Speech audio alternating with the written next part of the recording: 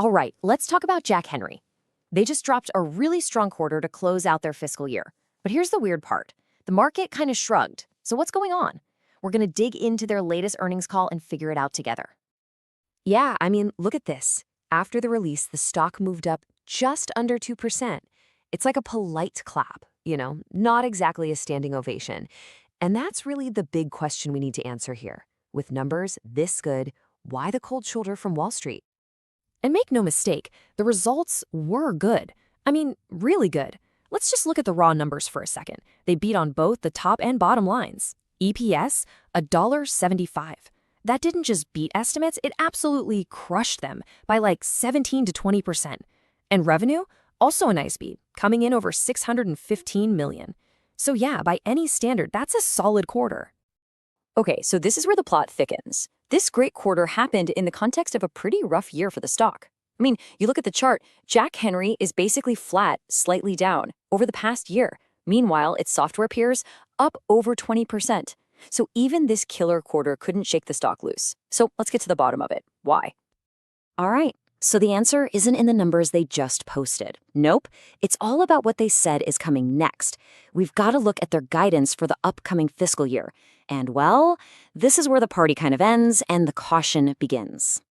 Okay, but before we dive into the guidance numbers, there's a key term you've got to understand. It's called deconversion revenue. Sounds a little technical, but it's simple. It's basically a one-time fee Jack Henry gets when a client leaves them. Now, why would a client leave? Usually it's because their bank got bought out in an M&A deal. So you can think of this number as a barometer for how much consolidation is happening in the banking world. And bam, here's the first big red flag in their outlook. Take a look at this. Management is saying they expect that deconversion revenue to get sliced by more than half. It's going from almost $34 million down to just $16 million.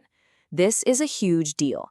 It's not some abstract headwind anymore. It's a real number telling us that the M&A slowdown in banking is going to hit them and hit them hard. And when you look at the rest of the guidance, it paints a similar picture. Things are slowing down. The big number that really caught Wall Street's attention was the revenue growth forecast. They're guiding to about 4 to 5% growth. Now, that came in about a full percentage point below what everyone was expecting. And look, I know 1% might not sound like a ton, but for a super steady, reliable company like Jack Henry, that's a signal that makes investors, well, pretty nervous. To their credit, management didn't try to hide it. The CEO, Greg Adelson, he came right out and said it.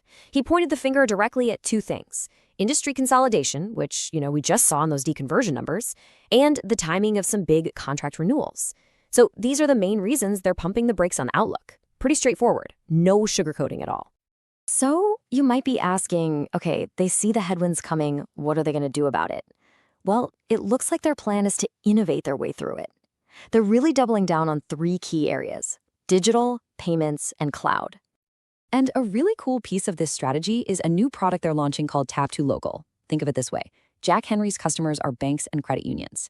Those banks want to win over small businesses, right? But they're competing with guys like Square and Stripe. Tap to Local is the weapon Jack Henry is giving them. It lets small businesses take tap to pay right on their phones, no extra dongles or hardware needed. It's a huge strategic play. And the best part? They have the perfect way to launch it. They're putting it on their Banno digital platform, which instantly gives them a pipeline to over 1,000 of their clients. And get this, those clients serve a massive user base. We're talking 14.3 million people, a user base that's already growing at a healthy 17% year over year. And the whole thing is built on a really solid tech foundation. Over 3/4 of their main clients are already in Jack Henry's private cloud. That means they can push out cool new tools like Tap to Local super fast and to a huge audience. That's the power of their platform. Okay, so let's put all the pieces together. We've got the great quarter, we've got the cautious look ahead, and we have their big strategic push into innovation. So what does it all mean for the stock from here?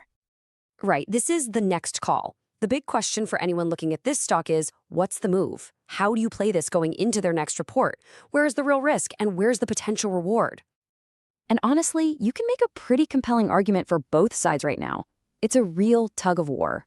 The bulls will point to how well this company is run. Fantastic margins, great efficiency, and real momentum with new products like Tap to Local.